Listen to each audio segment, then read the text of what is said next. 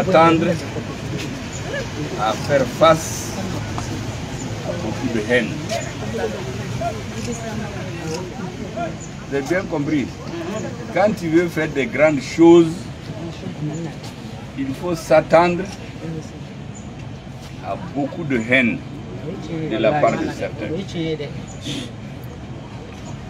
La deuxième chose, deuxième dit-on d'un sage africain, cette fois c'est une femme.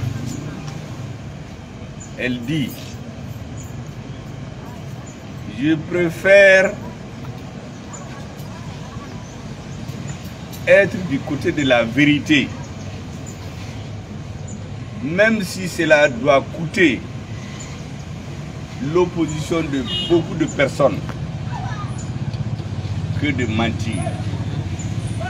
Je préfère être du côté de la vérité et dire la vérité, même si c'est contre beaucoup de personnes, leur avis. Il vaut mieux faire ça que de mentir pour avoir l'opinion favorable. Parce que quel que soit ce que vous faites, tiens de là-bas.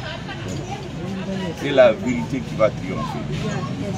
Donc tout ce que vous voyez, toutes les insultes, les calomnies de la part de tout le monde, tout ce monde qui est opposé à l'avancée du Mali. Personnellement, je prends ça avec beaucoup de philosophie.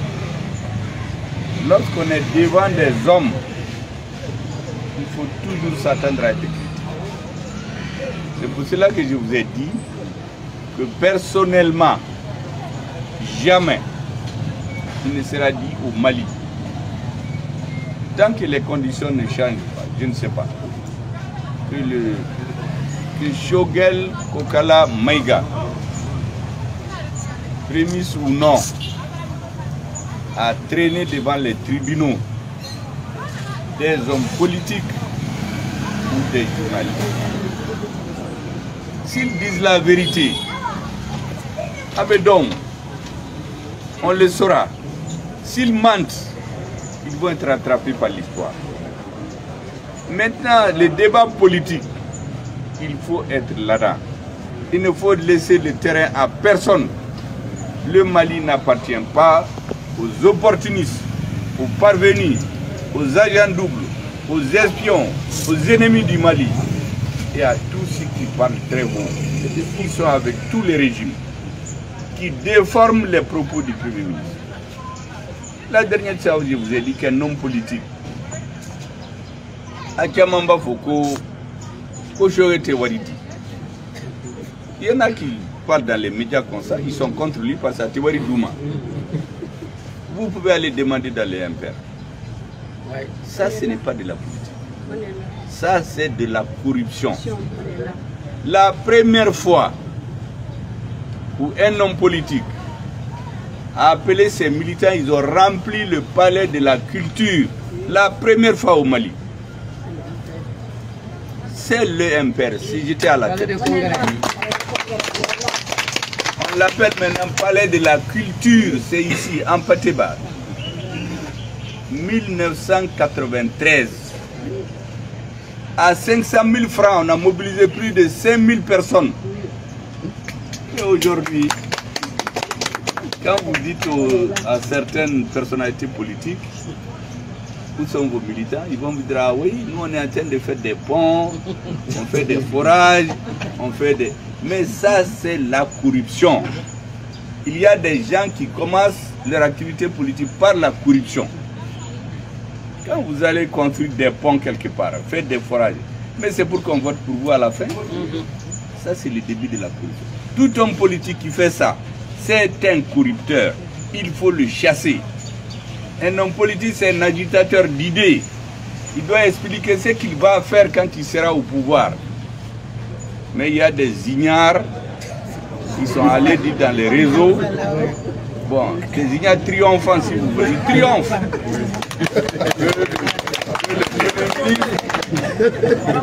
Il est parti parler du président. Mais le président est le premier ministre. Ce qu'ils font, c'est au nom de l'État. Le président est déjà président. Il va faire des forêts pour corrompre qui?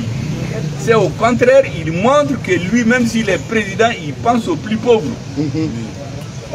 Le Premier ministre, tous les forages qui ont été faits pendant que je suis Premier ministre, c'est écrit là-dessus, œuvre du Premier ministre. C'est pas mon nom. Ça veut dire que si je ne suis pas là demain, le nouveau Premier ministre va continuer. Mais les politiciens véreux là, les chauves-souris qui sont des souris le jour, la nuit deviennent des oiseaux. C'est eux qui vont faire des ponts, ils sont dans les médias, ils se cravatent, ils changent d'habit. À Béfougoto, ce sont des gens comme ça qui ont trompé le. On ne va jamais suivre des gens comme ça. Et les militaires maliens ne suivront jamais des parvenus comme ça. Je les appelle des parvenus en politique. C'est ce qu'on appelle quelqu'un qu'on amène au 4e étage. Il n'a pas pris l'ascenseur. Il n'a pas pris l'escalier. Tu lui dis de descendre. Comment il va faire? Il va sauter, se casser les pieds. Mais c'est ce que certains ont fait. Ils vont se tuer ou bien tuer des Maliens. Certains l'ont fait ici, ils ont tué des Maliens. Après, ils viennent dire dans les médias, si c'était à refaire, je vais refaire. Mais si lui il était mort, qui va parler? C'est bien de parler comme ça quand ton action mène à la mort d'autres personnes. Ou quand le Mali était en train de sombrer, qu'est-ce que certains disaient? Rien. On dit que quand il y a un problème, celui qui se tait et regarde et ne participe pas à la solution, ça veut dire qu'il fait partie du problème. Donc tout ce monde-là qui est en train de crier, j'allais dire de piailler, comme des oiseaux, ils étaient là, on ne les a pas entendus quand les soldats mouraient. Mais notre position est très claire. Depuis 2017, vous pouvez demander à tous les ministres, j'ai dit devant tout le monde qu'on est en train de vendre le Mali, qu'on est en train de trahir le Mali, que je ne veux plus rester dans l'équipe. Vous pouvez demander aux militants du MPR, j'ai été leur dire que je ne peux plus travailler avec cette équipe-là. Un ancien m'a dit, il ne faut pas te presser, ils vont te sortir eux-mêmes. C'était fait un samedi. Le mercredi suivant, on n'a pas fait de conseil des ministres. Le mercredi d'après, je suis sorti. C'est depuis 2017. Et quand je suis sorti du gouvernement le 7 juillet 2016. C'est depuis ce moment. 2016, je m'excuse. Et quand je suis sorti, qu'est-ce que j'ai dit dans mon parti? Qu'est-ce que j'ai dit aux Maliens? J'ai dit que j'étais dans le gouvernement de Ibeka. Peut-être que c'est moi qui me trompe. Donc je ne vais jamais le critiquer jusqu'à la fin du mandat. C'est ça. Parce que nous avons un accord de législature. Peut-être qu'à la fin du mandat, c'est moi qui aurai tort. Mais à la fin du mandat, il faut que j'explique aux Maliens pourquoi je suis contre sa politique. Pourquoi je vais être candidat contre lui. Malgré que j'ai été ministre. Mais j'ai été ministre de ATT. Est-ce qu'en 2007, je me suis présenté contre lui? Je ne me suis pas présenté. J'étais ministre pendant 5 ans. Mais ce gouvernement-là, j'étais contre la politique de trahison du Mali. Et c'était public. Quand je suis sorti, j'ai mis le temps à profit pour écrire le livre que vous connaissez sur la rébellion du Nord. Où est le problème ici? On était ensemble, comme le vieux... Mon père, le shérif de Nioro, a dit, nous avons élu Ibeka, mais c'est d'autres qui gouvernent. Or, nous l'avons élu pour qu'il gouverne. On a élu pour Ibeka et on s'est rendu compte que c'est des rebelles et des voyous qui gouvernaient le Mali. Les soldats mouraient. Pendant ce moment, il y en a qui voyageaient, ils faisaient les fêtes, ils faisaient des ponts, ils ont de l'argent pour voyager. Je me suis opposé à cela de tout le temps. Quand ATT est tombé ici, tous ceux qui dansaient autour de lui, qui le trompaient, ils l'ont trahi. Certains sont dans le M5 défroqués là. Ils ont dit, j'ai leur interview, ils ne vont pas tirer sur un corbillard. Ceux qui ont dit ça, je les connais. Il ne peut pas donner des leçons. Quand j'ai été chez lui à Dakar, il m'a tout dit. Quand il est revenu ici, moi je voulais aller l'accueillir, mais les escrocs et les opportunistes qui l'ont insulté quand il a quitté le pouvoir, J'ai dit que je ne vais plus. C'est comme ça que les choses sont passées. On a trouvé des gens qui l'insultaient ici, qui l'étaient venus, on les a mis dans les institutions. Aujourd'hui, ils se font passer pour les défenseurs des ATT. Je n'ai jamais trahi un partenaire politique. Ce sur quoi on s'est entendu, quand vous déviez de ça, je ne vous suis pas. Nous ne sommes pas des mouvements. Et dans le M5, le jour où le M5 va quitter la ligne de la défense du Mali, quittez là-bas. On fait la politique pour résoudre les problèmes des populations. On a élu un président en 2013 pour régler les problèmes de sécurité du Mali. Si au lieu de la sécurité qui était confinée au nord du Mali, il y a 80% du territoire qui est pris. Les terroristes sont partis au Burkina Faso, au Niger. Il n'y en avait pas de terrorisme en ce moment dans ces pays. Mais le président est là, il est assis. C'est pas sur ça qu'on s'est entendu. On ne pouvait pas rester ensemble. Et on ne l'a pas caché. Maintenant, vous voyez des gens en mal d'argument. J'ai vu même un syndicaliste défroquer lui aussi, qui veut venir faire la politique. Au lieu de se déshabiller et venir dans les partis politiques, il se cache derrière les syndicats, il va parler dans les médias. Il faut lui dire de se méfier.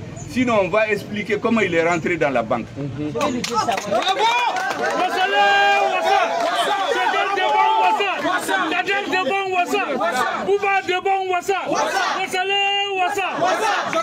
Tous les cadres que vous voyez là, qui font du bruit, il n'y a pas un d'entre eux. Non, on ne peut pas rentrer dans les banques il y a quelques années, dans les conditions que les Maliens savent, et venir faire les donneurs de leçons aux Maliens. Quand on veut faire la politique, on vient faire la politique. On ne peut pas se cacher dans les syndicats, se cacher dans la presse et venir jouer le politicien.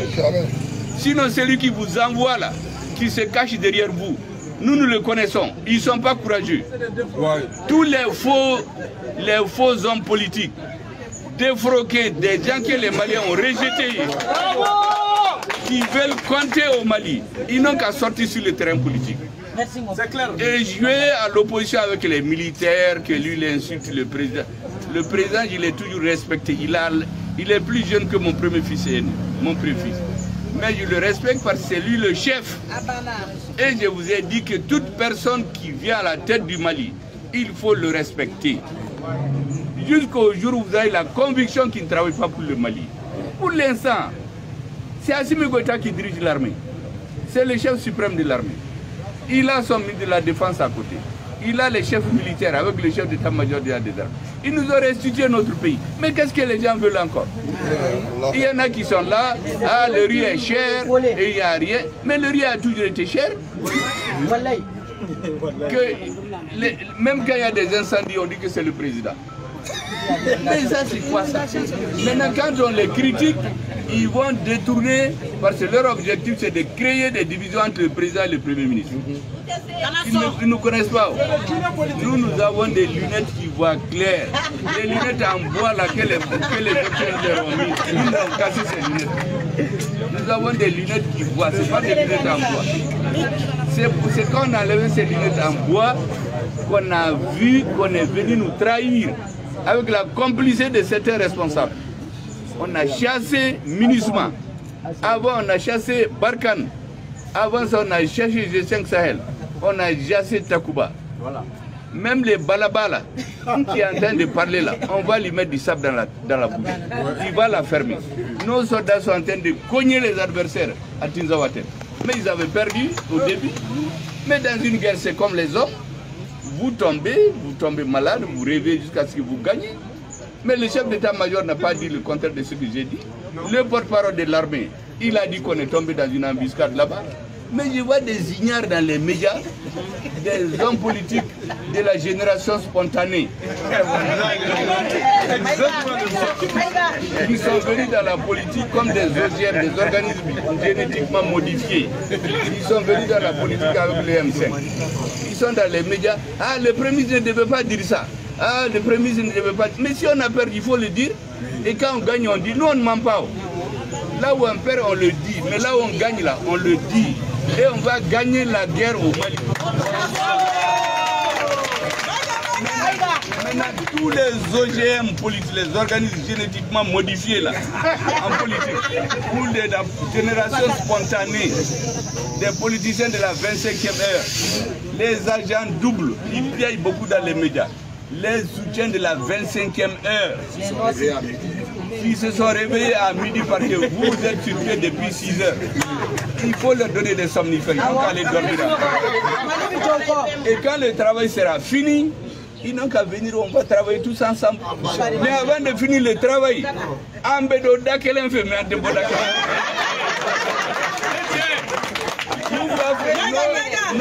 le prémisse clivant là, on va continuer à cliver. Nous n'allons pas rentrer dans les mêmes chemins que des voleurs, que des gens qui ont détruit le Mali, des gens qui combinent avec l'étranger. Même récemment, il y a un pays qui a rompu les relations diplomatiques avec le Mali. Mais j'ai regardé le ministre des Affaires étrangères, qu'est-ce qu'il déclare? Il dit qu'ils vont partir, mais ils vont garder des relations. Ça veut dire qu'ils vont être que des espions. Nous allons fracasser.